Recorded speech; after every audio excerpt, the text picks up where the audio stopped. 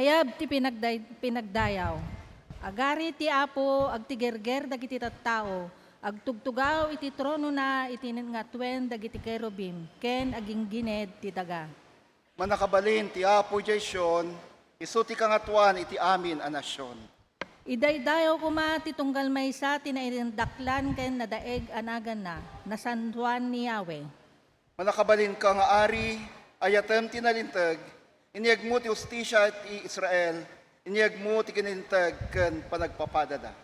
Itanokyo ti Apo a Diyos tayo, agdaydayaw kayo iti sangot ti trono na, nasantuan ni Yahweh.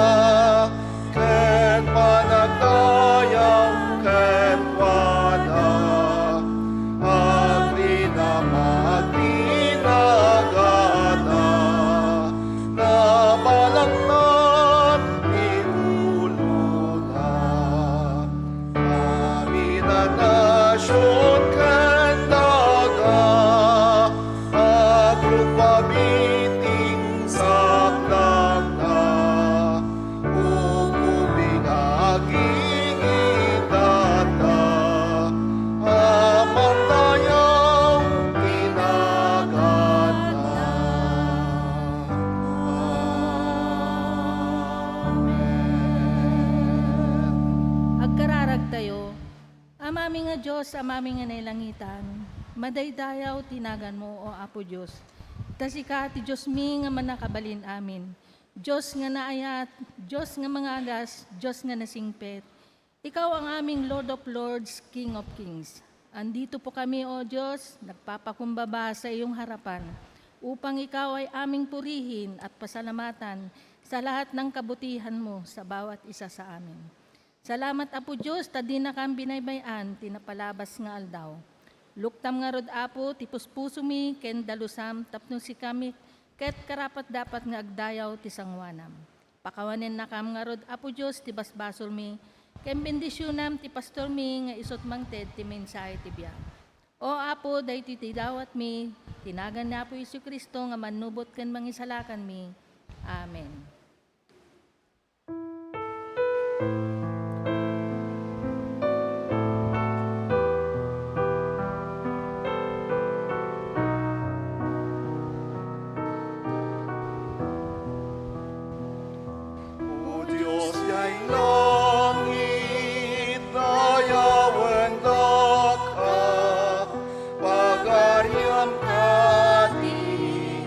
Isu ti dumte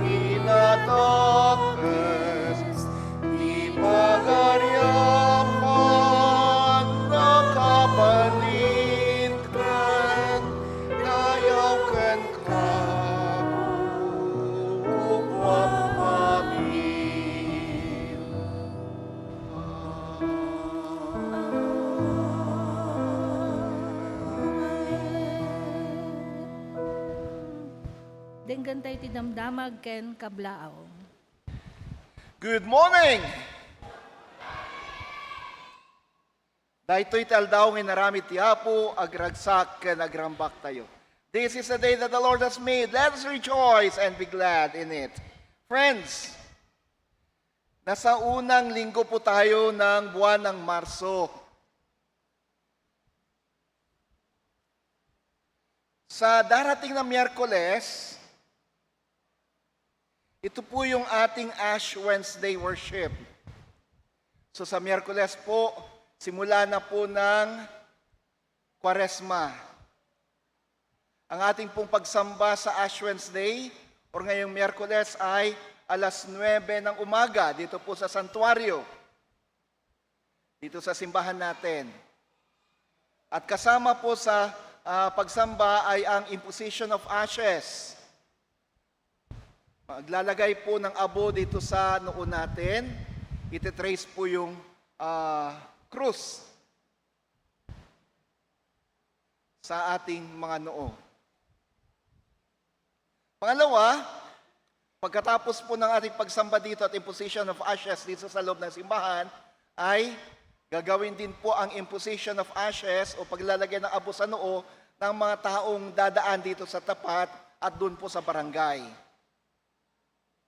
Yun po yung ginagawa natin taon-taon. 2 years ago na ginagawa natin yan dito sa simbahan. Ang Ash Wednesday po ay mas nauna pang inobserve ito ng mga Kristiyano kesa sa Pasko.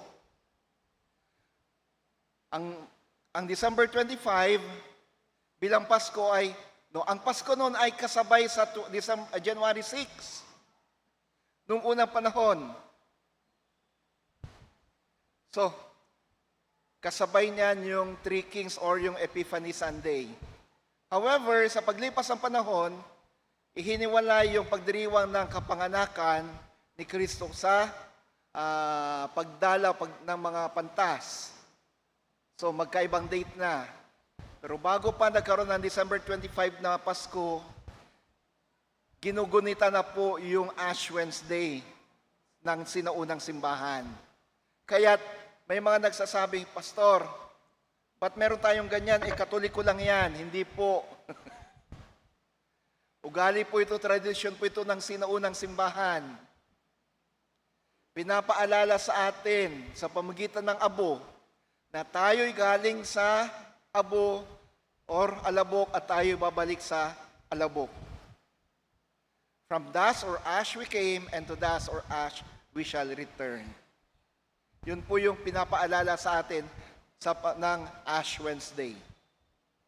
Doon naman po sa Bible study natin sa initial homeland, sa homeward home sa San Jose del Monte, Bulacan, magdadala rin po kami ng abo doon para kung sakaling may mga hindi nakapagpalagay ng abo sa Miyerkules ay maglalagay tayo ng abo sa kanila ang noo doon sa Bible study. Again, pinapaalala sa atin na tayo galing sa alikabok at tayo babalik sa alikabok. Wala pong mananatili dito sa mundo. Tayong lahat ay mamamatay at babalik sa alikabok. Maliban na lang sa mga buhay pa sa muling pagdating na ating Panginoon. Yan na pong simula ng Kwaresma. At pag Kwaresma, 2 years ago, sinimulan din natin ang ating Lenten fast, prayer and fasting. 40 days po yan, maliban po sa linggo. Sa Lunes hanggang Sabado, tayo'y inaanyayahan na manalangin at anong fasting sa Tagalog? Mag-ayuno. Paano ba tayo mag-ayuno? Nasa likuran po natin ng ating hindi likuran, nasa loob. Dito po sa baba, why do we need to pray and fast during Lent? Nandyan po yung dahilan kung bakit tayo kailangang manalangin at mag-ayuno. Pero ano ba yung mga dapat nating i-observe during fasting? Pwede po tayong mag-fast sa ating paggamit ng gadgets. Kung tayo gumagamit ng ating gadget, nagsa-cellphone, nagpa-Facebook, nag-YouTube, nagna-Netflix, ng 8 hours a day, bawasan natin, gawin nating 6 hours or 4 hours a day. Kapag tayo naman ay nanonood ng TV ng 12 hours a day, bawasan natin yung panonood natin. Gawin nating 6 hours a day lang. Or basta bawasan natin yung oras. Kapag tayo naman ay nagme-merienda ng 3 times a day or 2 times a day, bawasan natin ng isa. So ang merienda na lang natin sa bawat araw, sa loob ng 40 araw or sa panahon ng Kwaresma ay once a day. Or kung di natin kaya ng once a day, kung ang nagagastos natin sa merienda natin bawat araw ay 100 pesos, gawin natin 80 or 60 pesos or 50 pesos. Bawasan natin. Kung ang merienda natin ay 1 litro ng Coke, gawin nating sakto lang.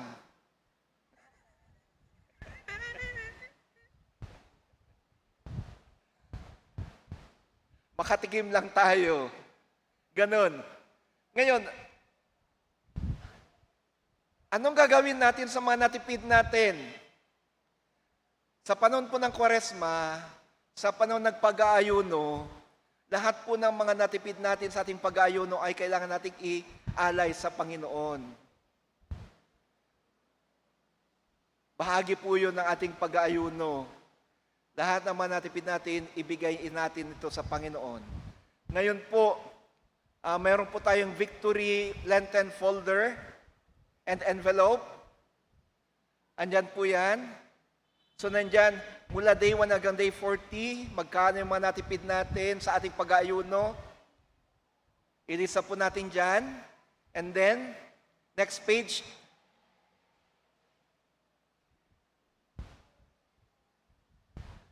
Yung ating natipid sa pag-aayuno ay ilalagay natin dyan sa envelope na yan. Sa victory offering. Kailan natin dadalhin? Sa Easter Sunday. Easter Sunday. At sa panahon din ng Kwaresma, mula ngayong Miyerkules, maglalagay po tayo ng kulay sa mga cross na nandyan. 40 days yan. Halimbawa, nakita ko yung inyong mga envelope at mga folders last year. May nakita ko, napaka-colorful yung kanilang cross. Talagang ilan sa inyo? Ilan? Kasi may pangalan eh. Ilan nakilala ko. Ilan sa inyo talagang kumpleto. Ang ganda, napakakulay ng kanilang cross. May naglagay ng 10 pesos per day na kanyang pag-aayuno. Okay po yun. Kung yun ang natipid nyo sa inyong fasting, maganda po yun. At least po, we do our fast. Nag-ayuno po tayo.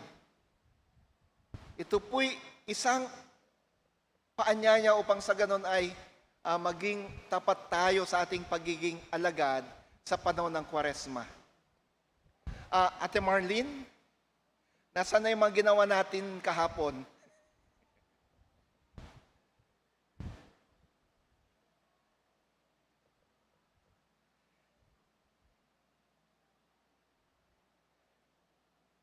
Sige po. Mamaya po, bibigay sa atin yung ating mga Lenten folders.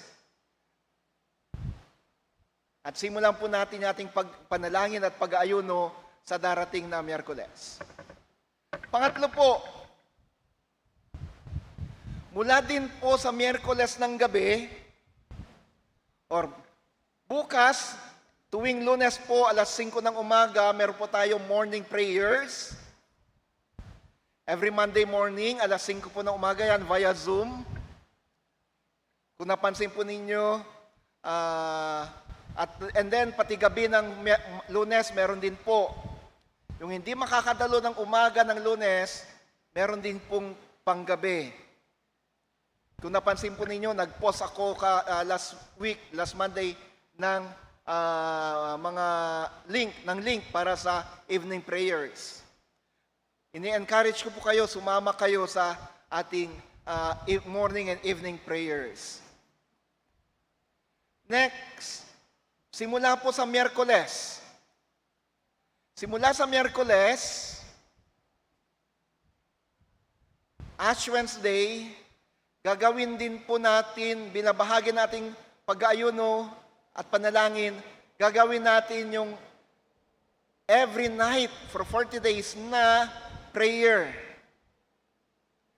Alalahanin nyo, prayer and fasting ito. So, we provide avenues for you to pray every night on this season of Advent. Sa panahon ng Kwaresma, inaanyayahan namin kayo, sumama sa amin sa panalangin sa loob ng 40 days. Via Zoom din po. So, ipopost po namin, isasend po namin sa ating chat groups ang ating mga link para sa Zoom prayer natin for 40 nights. 4 na pong gabi ito na panalangin. Sama-sama po tayo sa ating Lenten prayer and fast. Tuwing alas 7 po ng gabi ito, sa loob ng 40 nights. Prayer intercessors, inasahan ko na sana makasama namin kayo every night sa ating Lenten prayers.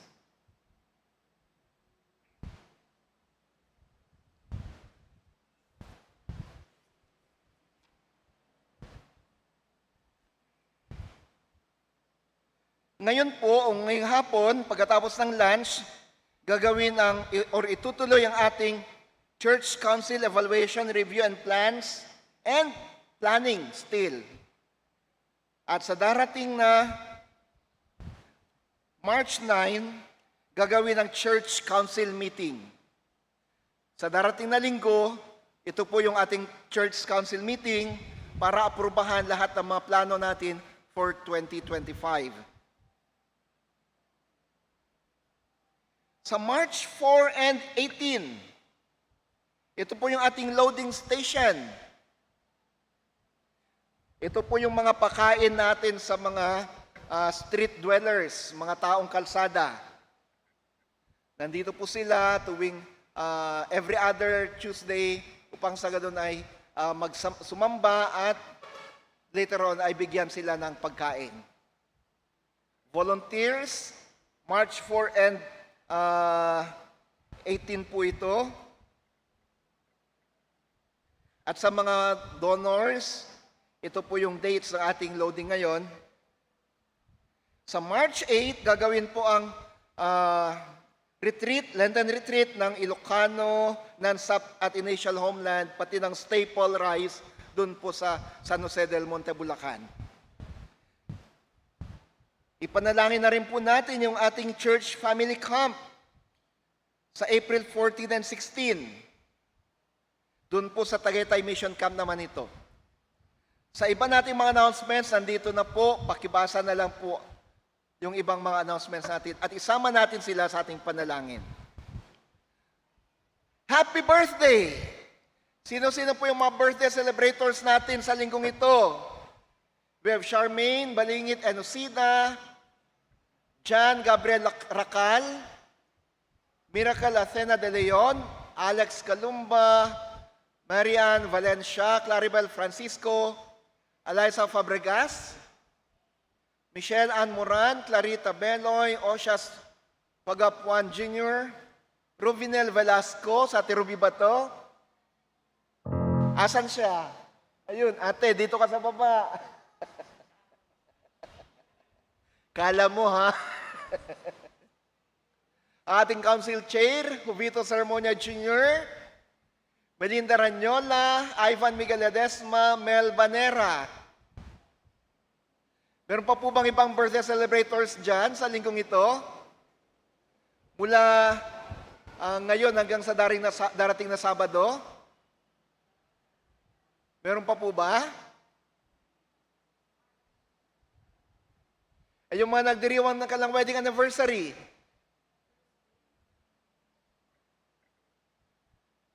Aba, solong-solo natin, Ruby, ang mga blessing ngayon.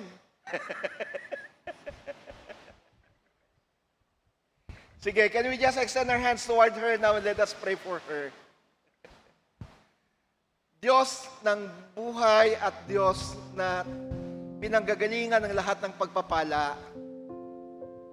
Nasa harapan po namin si Ate Ruby na siyang magdiriwang ng kanyang karawan sa linggong ito. Dalangin namin, Panginoon, ibuhos mong pagpapala sa kanya, ang iyong pag-iingat at pagkalinga, katugunan sa kanyang mga panalangin. Pangunahan mo siya. Ganon din, Panginoon, gawin mo sa lahat mga nagdiriwang ng kalakarawan, saan man sila ngayon, pati na po yung mga nasa online. Release your blessing to them as well.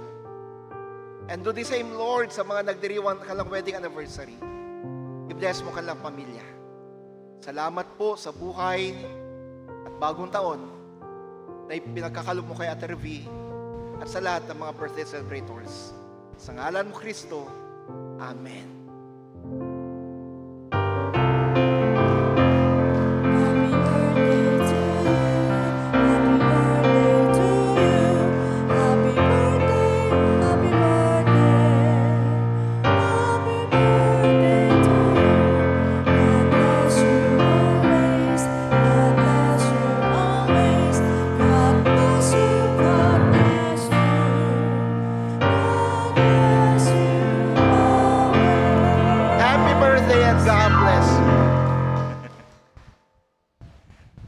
May mga first-timers po ba dito? O balik-naks? Sige po. At tawagin na natin lahat ng mga bata upang sa ganun ay atin din sila ipanalangin.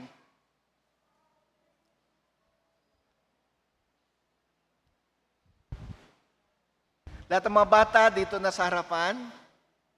Dear Cathy, Jesus loves me, this I know.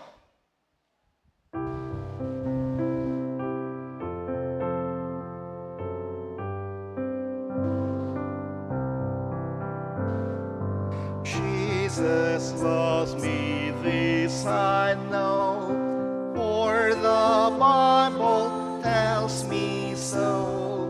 Little ones to Him belong, they are weak, but He is strong.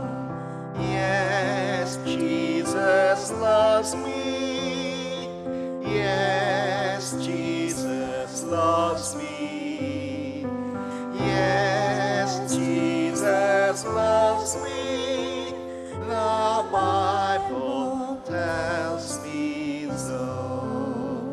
Sige, can we just extend our hands toward our kids and let us pray for them? Nasa harapan din po namin ngayon, Panginoon, ang mga bata. Alam po namin na may special silang espasyo sa iyong puso, Jesus. Kung kahit sa oras na ito ng aming panalangin, kahilingan po namin na sila'y patuloy mong gabayan, bantayan, i-bless, pagalingin ang kalang sakit. Ganon din, i-bless mo ang kalang mga magulang, ang kalang hanap buhay, at lahat ng mga nag-aalaga sa kanila, nawa may pagkaloob sa mga batang ito ang isang magandang kinabukasan. Nawa lumaki ang mga batang ito ng may takot sa iyo at punong-puno ng karunungan. Dalangin din namin, Panginoon, i-bless mong simbahang ito na nawa maturuan ng simbahang ito mga batang ito sa pananampalataya. Sa ngalan mo, Kristo. Amen.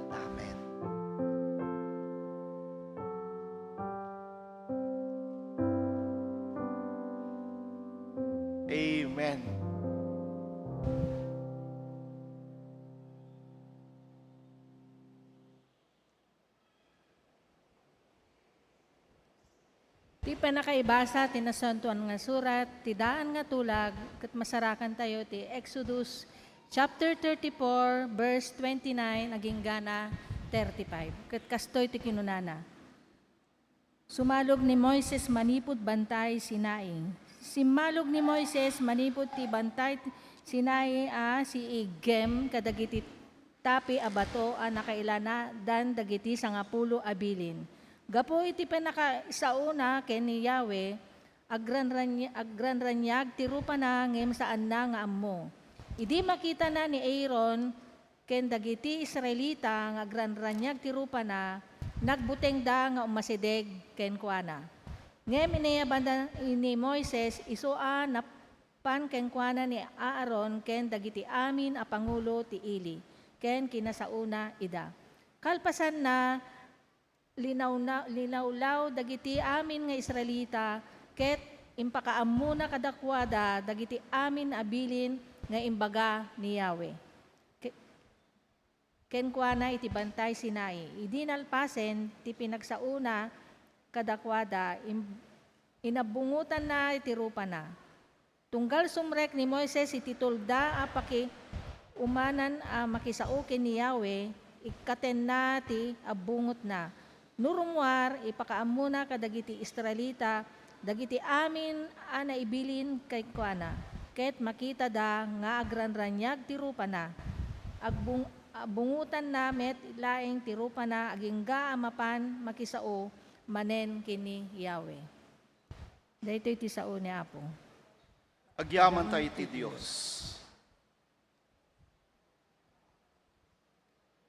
Ti Ebanghelyo saygun ken San Lucas.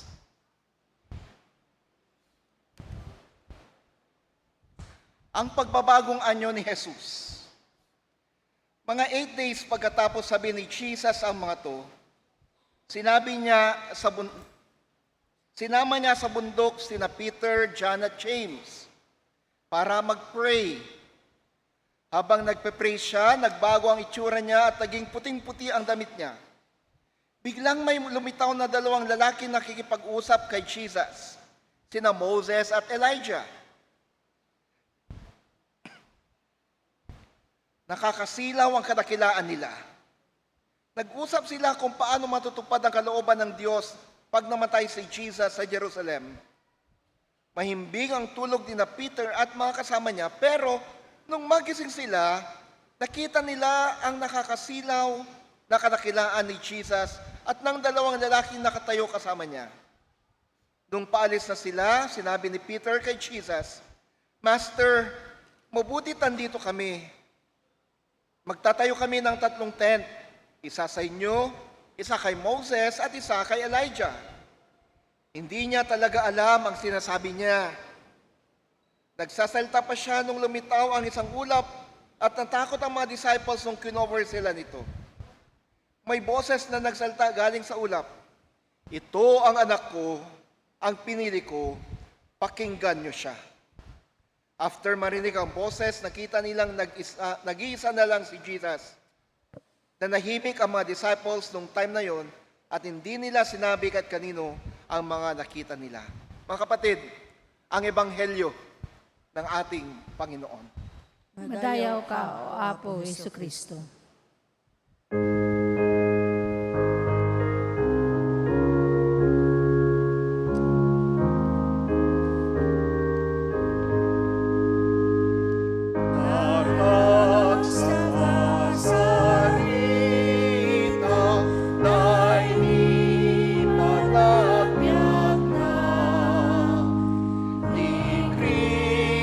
que gloria na, que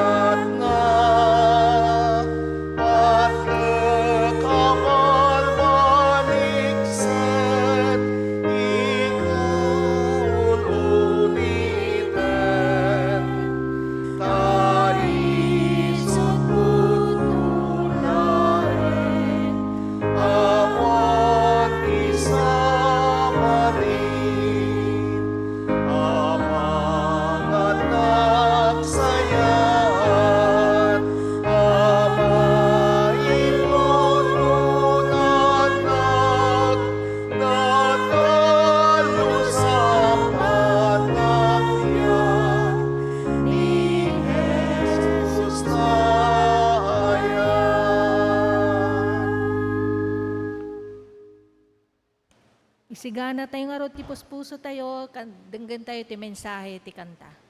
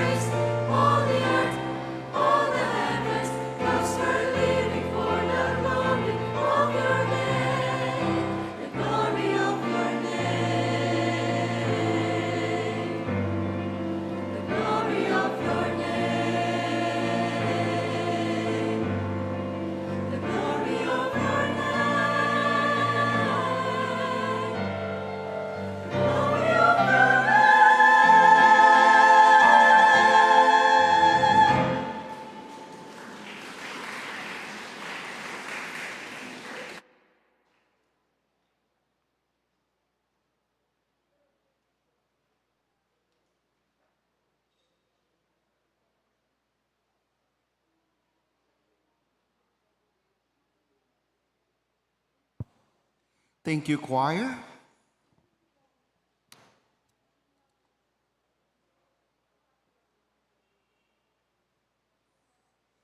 Once again, good morning. Uy, talaga naman. Bababa nga ulit ako. Tagal na akong di bumababa eh.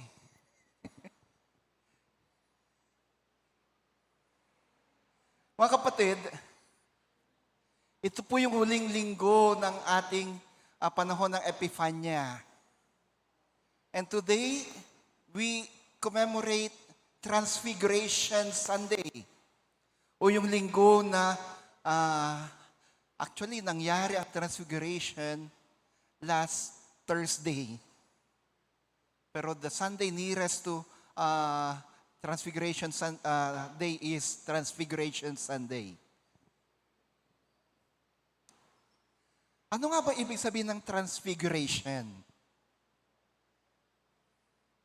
Sa Tagalog, sa binasa ko kanina, ang pagbabagong anyo ni Jesus. Ang Greek na ginamit dito ay metamorphosis. Anong metamorphosis? Ito yung proseso na nangyayari kapag ang isang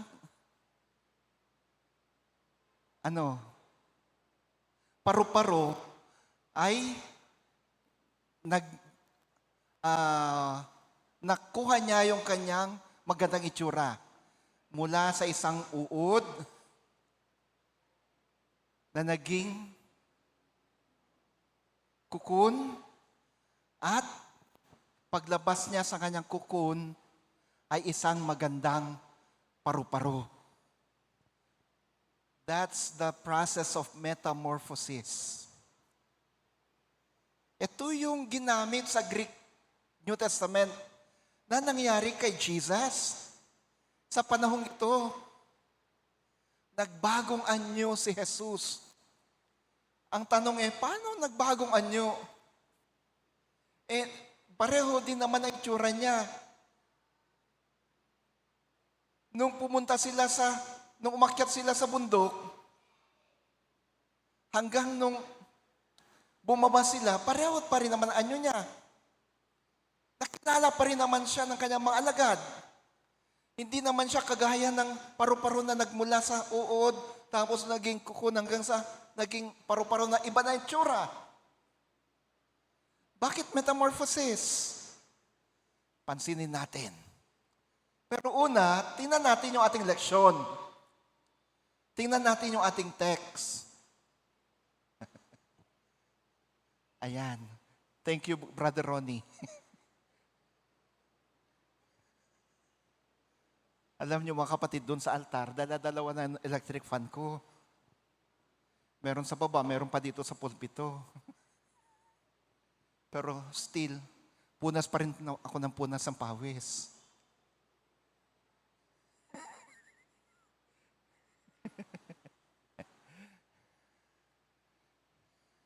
Okay, pansinin natin yung ating text.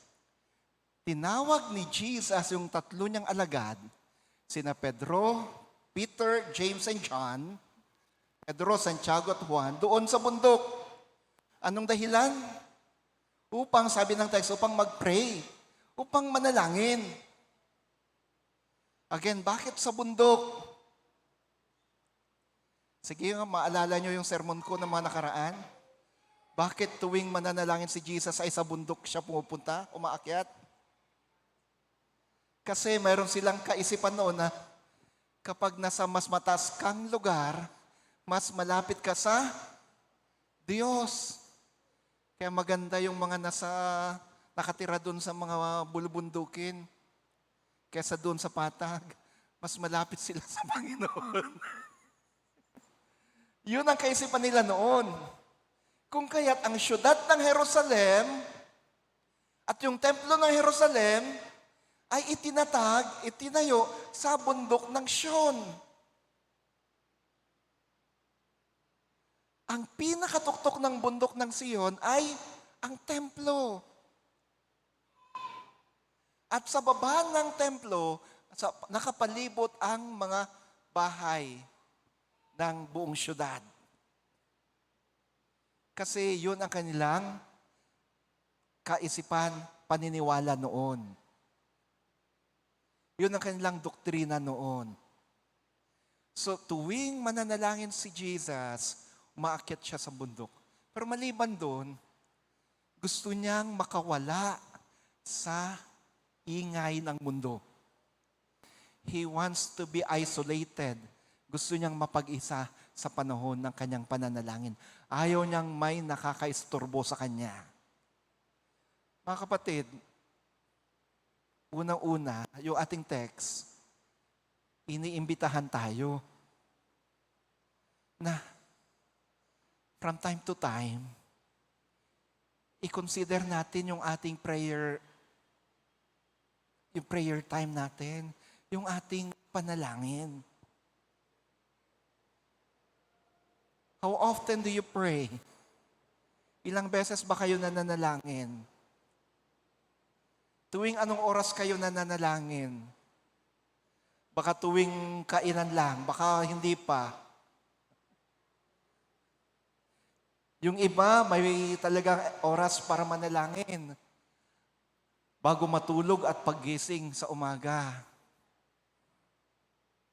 Yung iba naman, naidadagdag yung kapag sila'y kakain ng agahan, tanghalian at hapunan.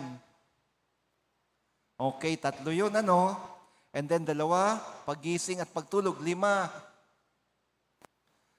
Okay na po ba yun? Hindi. Yung iba nga, pagkagising, hindi na nanalangin eh. Hindi nagpapasalamat sa bagong buhay, bagong kalakasan eh. O di kaya nakakalimutan o sadyang kinalimutan. Sige nga, mag-aminan tayo. Nasa loob tayo ng simbahan ha. Magpakatotoo tayo. Sino sa inyong nananalangin tuwing gumigising sa umaga at nagpapasalamat sa Diyos? Taas ang kamay. Ayan. Buti naman at marami. Minsan nakakalimutan, no? Paggising sa umaga, asan yung cellphone ko?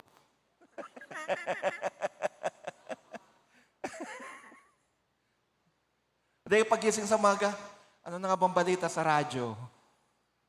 Dahil ka sa TV. Hello? Sinong nananalangin paggabi bago matulog? Taas ang kamay. Nako, buti naman at marami pa rin. Yung mga hindi nagtaas ang kamay, mga kapatid, panahon na.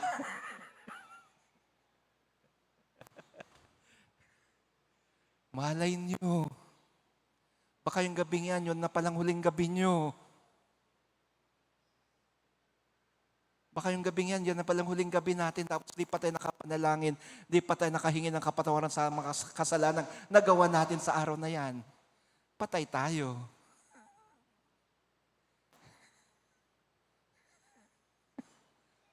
Kaya tuwing gabi, mga kapatid, kasama sa aking panalangin ay, at kung ang kasama sa aking panalangin, gisingin mo kami bukas, Panginoon, na may bagong kalakasan. Subalit, kung di man ako magising dito sa mundo, ipahintulot mo na magising ako sa iyong kalwalhatian, sa iyong kalangitan.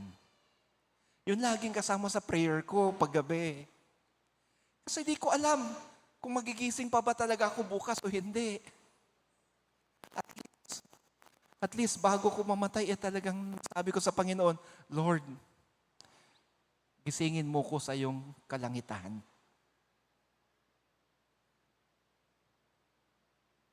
Di natin alam. So, the transfiguration of Jesus, by telling us that He went to the mountain to pray, reminds us to consider our prayer life. Huwag nating kakaligtaan ang manalangin.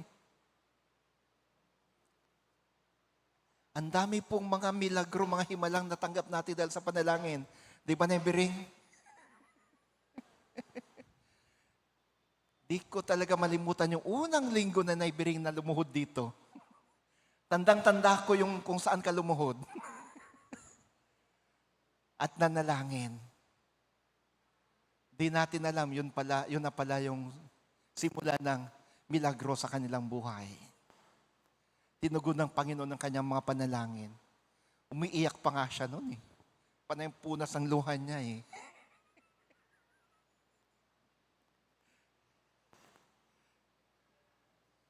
At sabi ng text, habang siya'y nananalangin, yung kanyang mga alagad, anong ginagawa?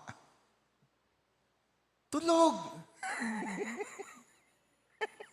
Naghihilik pa siguro. Sabi ko, naku, itong mga alagad, masa din eh. Masandal, tulog.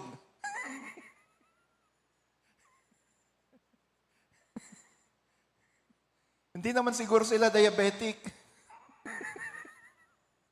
Ang mga diabetic ko, minsan antukin eh.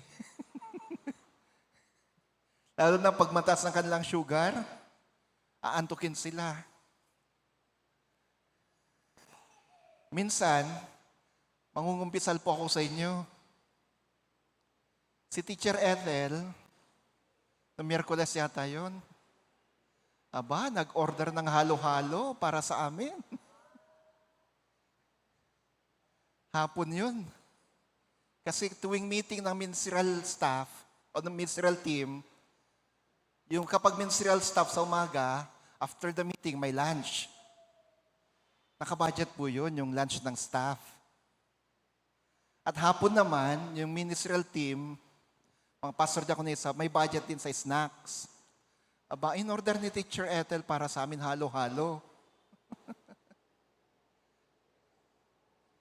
Naku, ewan ko, pagkatapos ng meeting namin, hindi lang naman ako, pati si Teacher Ethel inantok na. sabi kasi Teacher Sharon, naku, ang kinain natin sa hapong ito, asukal. Buti na lang may sofa sa office. Nagsara ako ng aking pintuan. Aba, nahiga ng sandali. At least na nakaidlip ng kaunti. Pero itong mga alagad, ang purpose kung bakit inaya sila ni Jesus sa bundok ay upang mag-pray. Pero habang nagpa-pray si Jesus, yung mga alagad, tulog.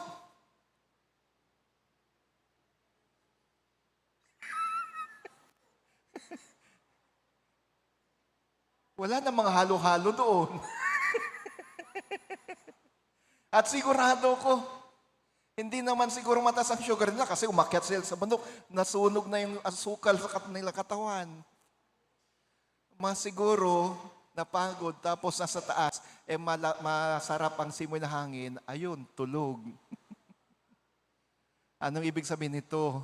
May mga panahon, kapatid, na kapag tayo inaaya ng Panginoon na manalangin, minsan hindi natin nagagawa ito dahil sa mga iba't ibang mga sitwasyon. May mga pagkakataon na inaaya tayo na, wag ka nang manalangin. Matulog ka na lang, ang sarap ng panahon, no?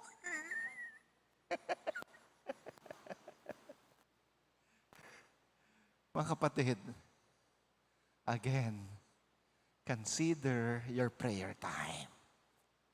Take time to pray. Take time to pray.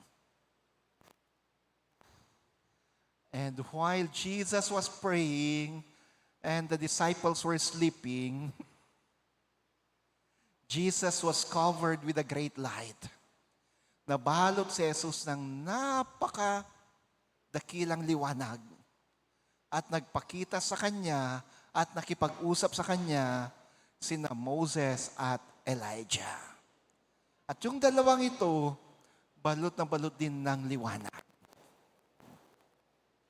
Ayon sa Ebanghelyong binasa natin, pinag-uusapan ni na Jesus, ni Moses at ni Elias yung dahilan kung bakit pumunta si Jesus dito sa lupa, ayun ay upang mamatay siya para sa katubusan ng sanlibutan. They were discussing Jesus' mission, which is to suffer and die for the salvation of humanity.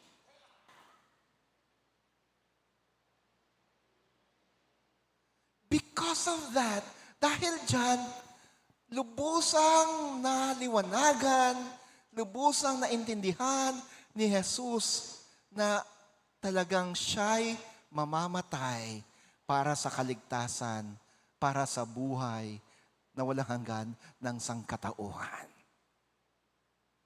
So it was during prayer time that Jesus received the full affirmation of His mission here on earth. Mga kapatid, sa panahon ng ating pananalangin, kapag tayo'y taimtim at taos-pusong nananalangin, matatanggap natin ang revelation mula sa Diyos. Matatanggap natin, maririnig natin ang Kanyang tinig. Matatanggap natin ang Kanyang tugon sa ating mga panalangin. God will reveal to us His purpose for us and our purpose. God will reveal to us the answer to our prayers during our prayer time. And so again, ibabalik ko kayo doon sa una kong puntos. Consider your prayer time, your lone moments with Jesus, with God.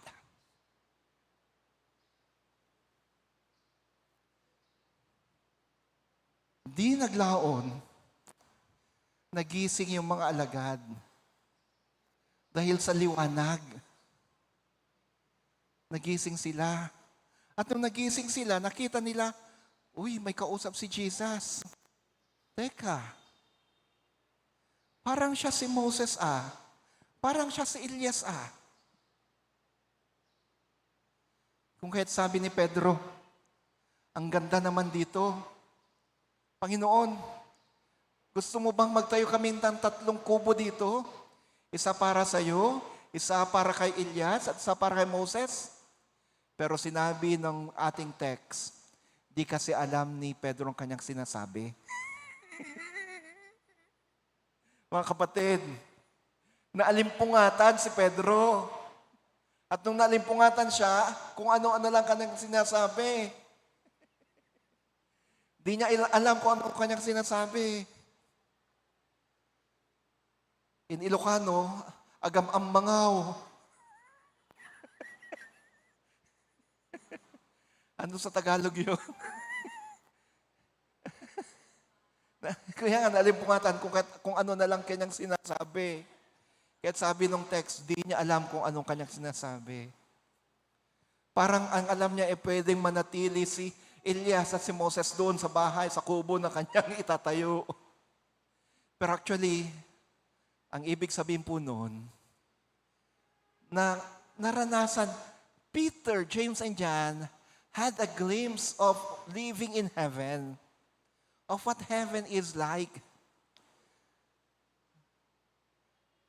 Naranasan nila pansamantala kung paano ang mabuhay sa kalangitan, kasama ng mga banal. Kung kahit si Pedro, gusto niya, doon na lang sila. Doon na lang sila. Ayaw na kung pwede, ayaw na niyang bumaba doon sa tao na kung saan ang daming mga nagsisiksikan. Ayaw na niyang bumaba doon sa mga tao na nangangailangan kay Jesus na kung saan ang daming gustong gumaling sa kanilang sakit. Ayaw na niyang bumaba at maglakad pa ng milya-milya upang marating yung mga tao. Ayaw na niyang bumaba doon sa mga tao upang paglingkuran sila.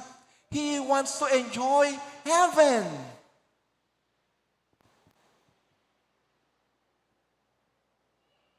Kaya sabi ng text, di niya alam ang kanyang sinasabi.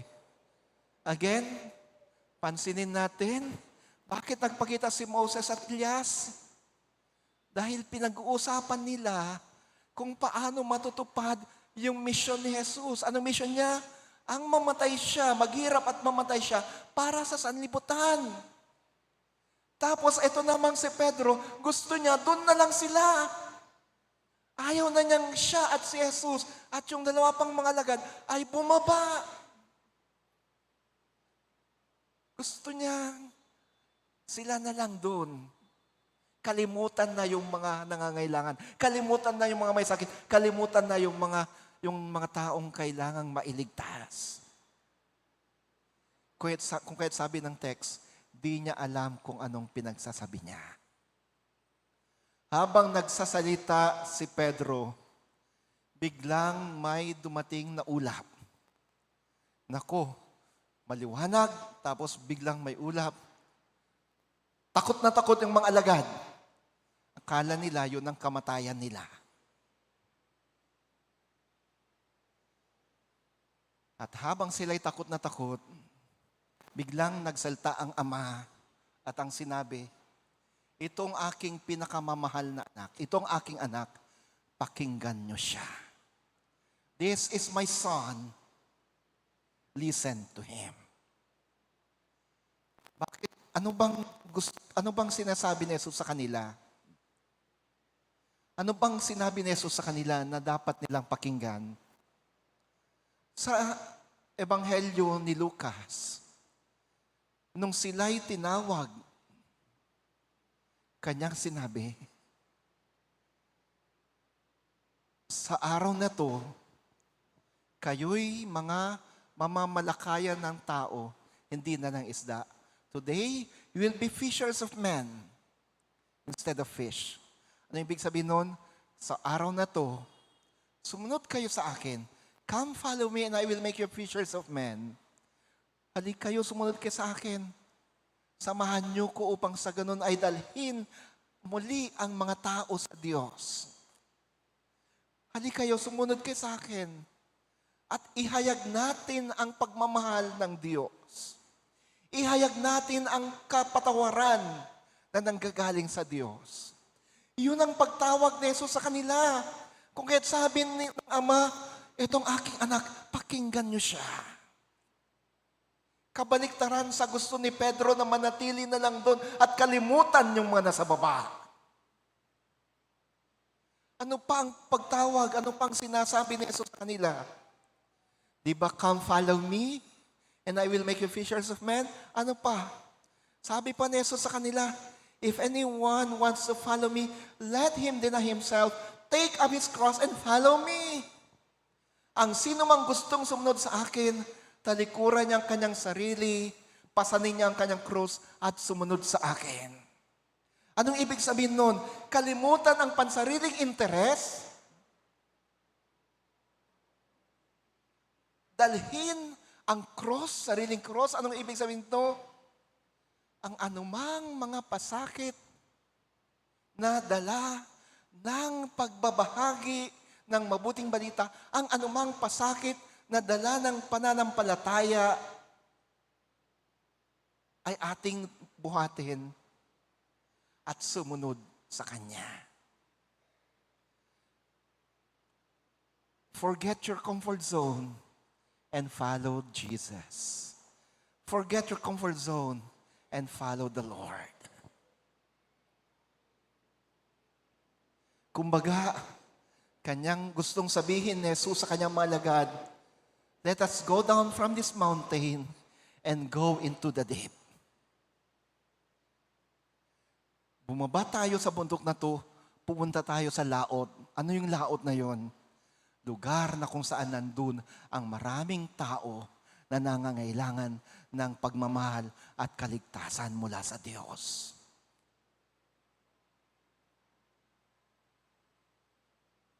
Anong ibig sabihin nito? Mga kapatid, tayo'y tinatawag ni Jesus na sumunod sa Kanya. We are being called by Jesus to follow Him. To forget or leave our comfort zones and follow the Lord. To sacrifice a little for the Lord. Tinatawag tayo ni Jesus na magsakripisyo kahit kaunti lang para sa Kanya. Ang tanong, are you ready to follow the Lord? Handa ba kayong sumunod kay Jesus? Handa ba kayong bumaba sa inyong mountains of comfort and go into the deep?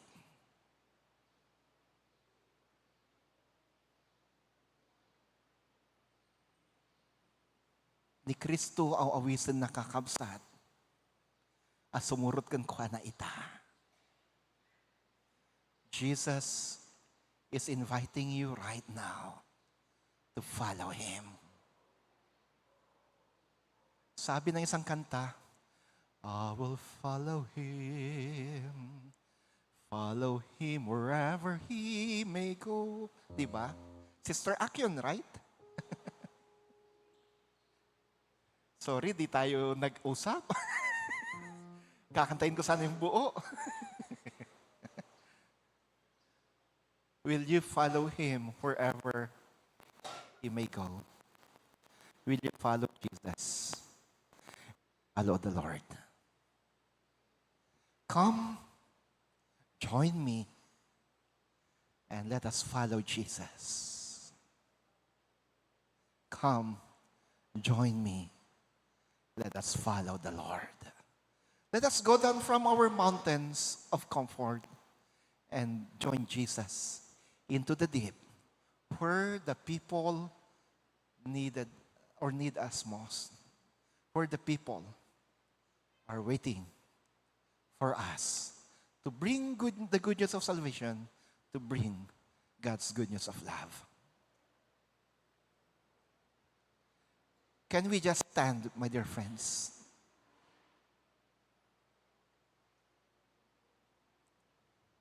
Once more, let us affirm our decision to follow Jesus. I have decided to follow Jesus.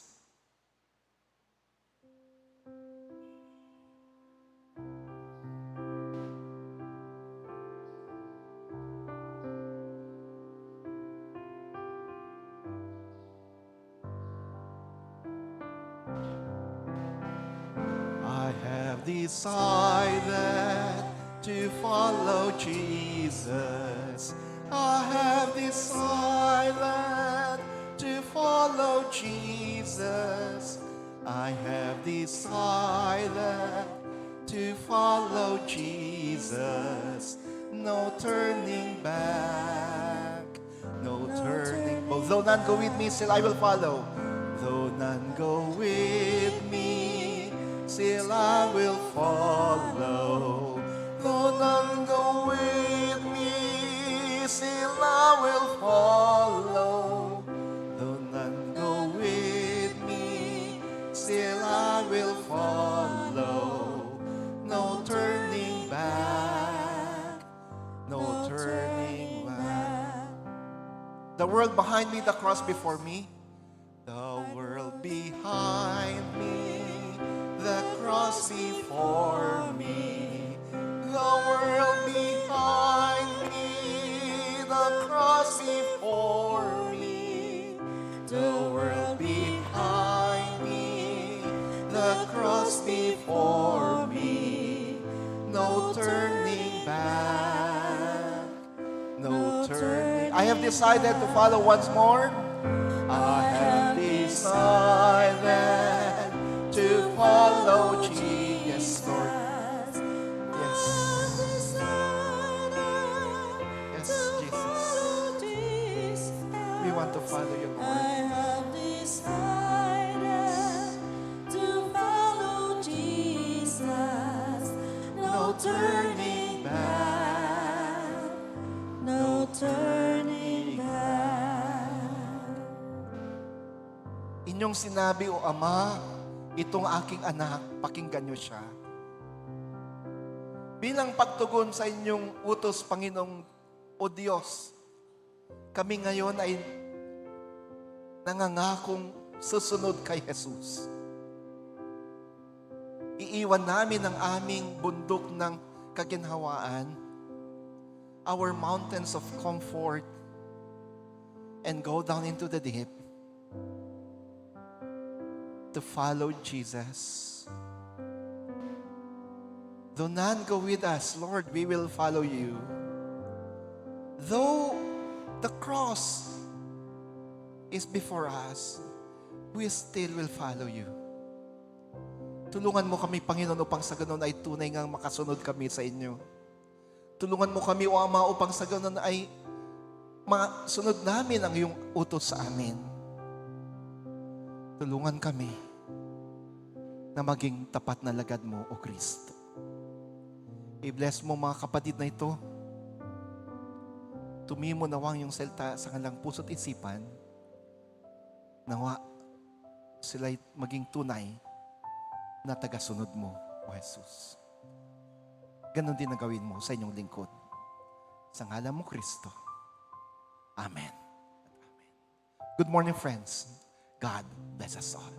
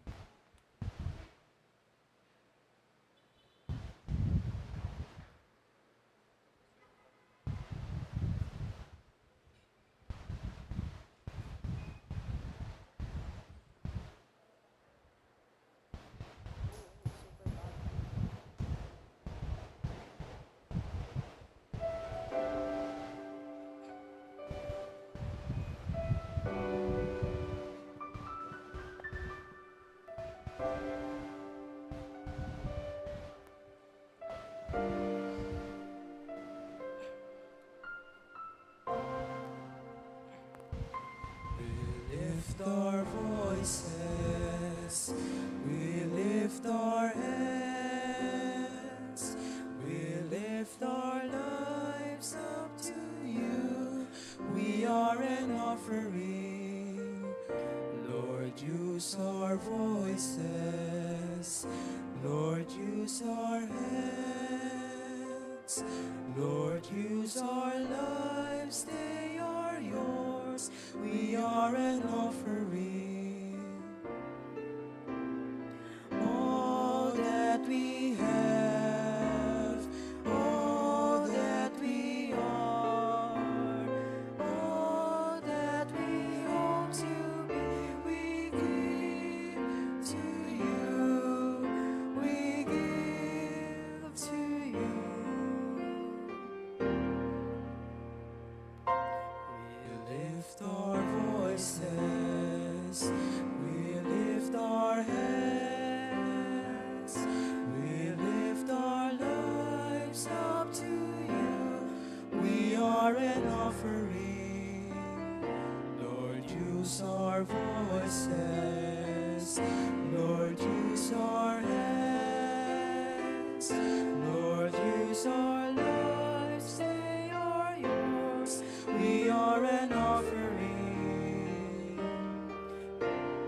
All that we have, all that we are, all that we hope to be, we give to you. We give to you. We lift our voices, we lift our hands, we lift our lives up to you. We are an offering. Lord, use our voices. Lord, use our hands. Lord, use our lives.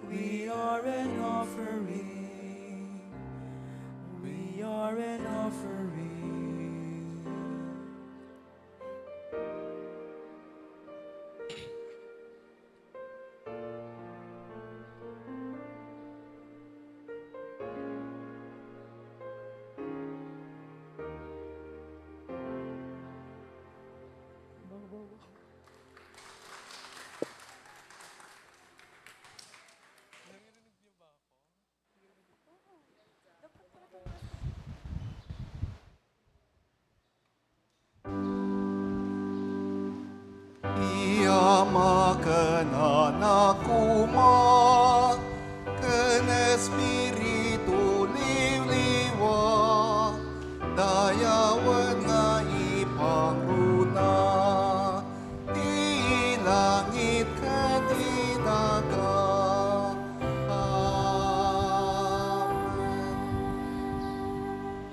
At tuyo apo, dagito isagot ingkam ipaidakan ka, bendisyonam kadi.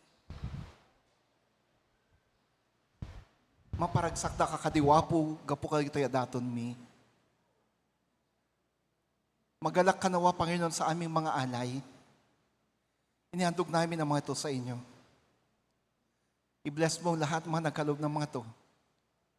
At patuloy nawa nilang tanggapin ang iyong umaapaw na biyaya. Gamitin mo mga alay na to sa ikalalaganap ng iyong ebanghelyo at iyong kaharian dito sa mundo. Sa ngalan mo, Kristo. Amen. Manatili tayo nakatayo para sa banal na komunyon.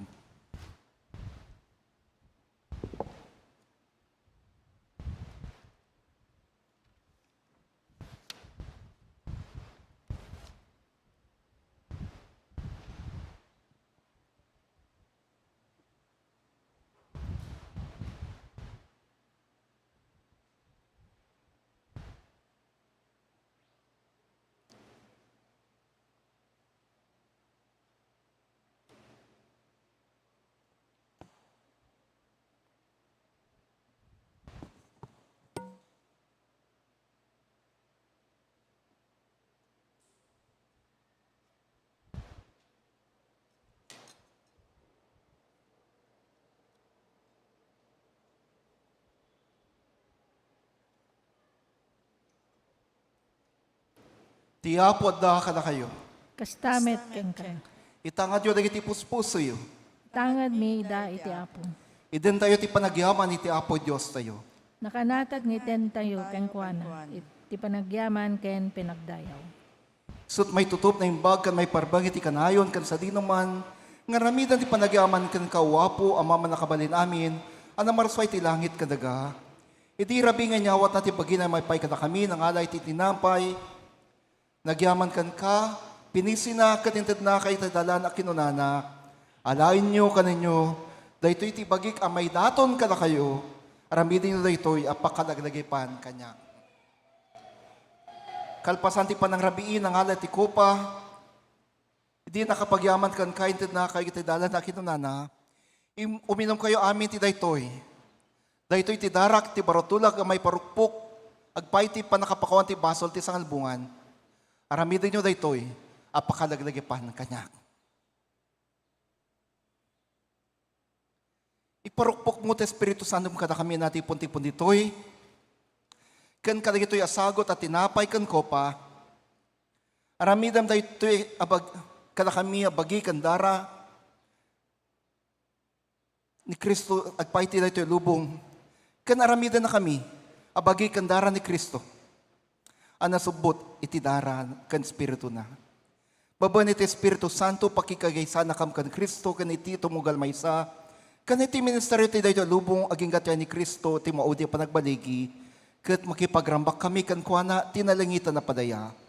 Gapu kan Jesu Kristo nga anak mo kan iti panagtang ti Espiritu Santo ti nasantuan na iglesia kuam amin ti dayaw kan gloria manakabayan na Dios ita kan tagdanayon. Amen.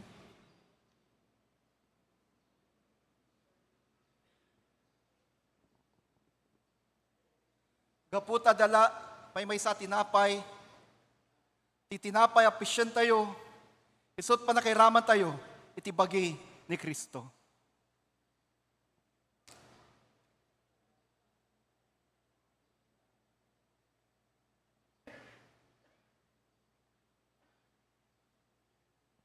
Ikupa ngayon tayo tag-ay.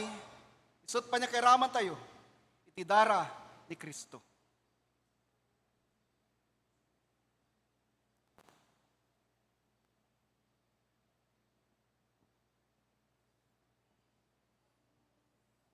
Kakabsat, titinapay kon kopa, nakasagana. The table of the Lord is ready. Come and receive the body and blood of the Lord.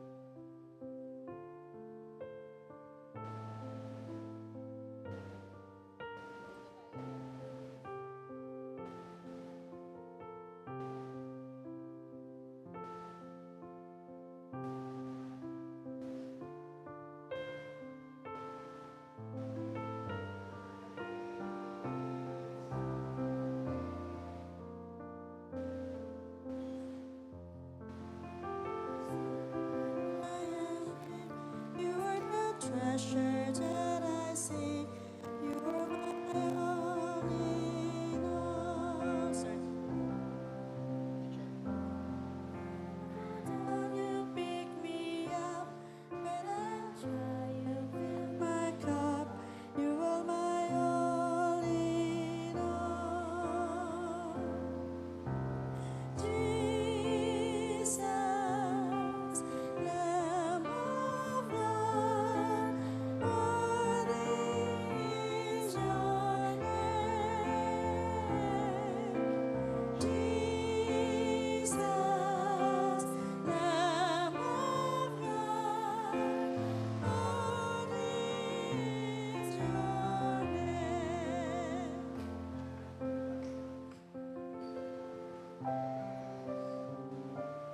You're the treasure that I seek. You are my all in all. Seeking you was a precious jewel. Nor to give up, I'd be a fool. You were my all in all. Jesus, Lamb of God, worthy is your name. Jesus, Lamb of God, worthy is your name.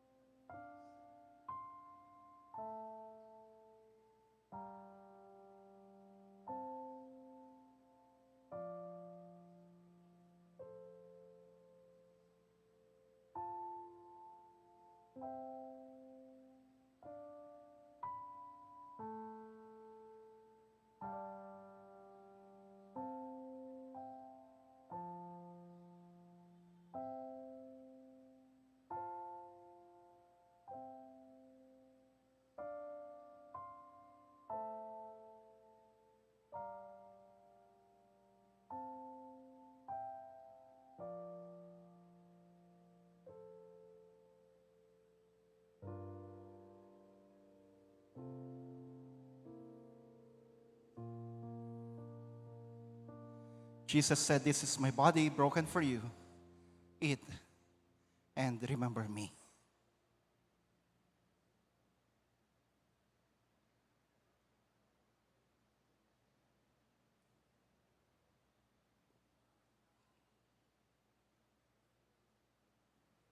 This is my blood poured out for the forgiveness of your sins. Drink and remember me.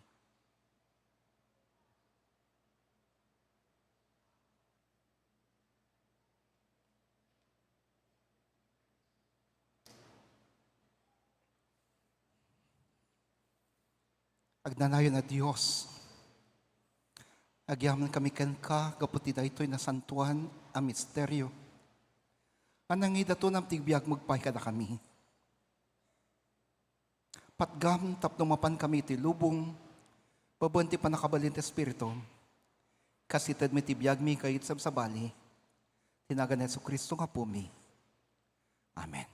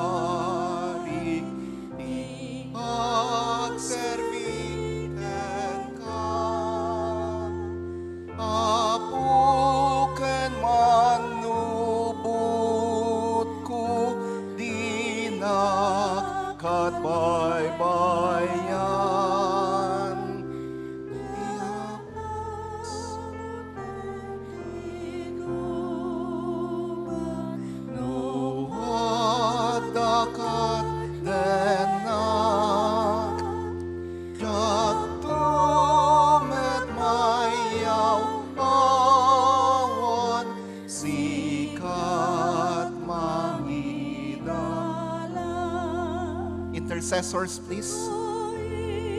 Ipariknam kadi.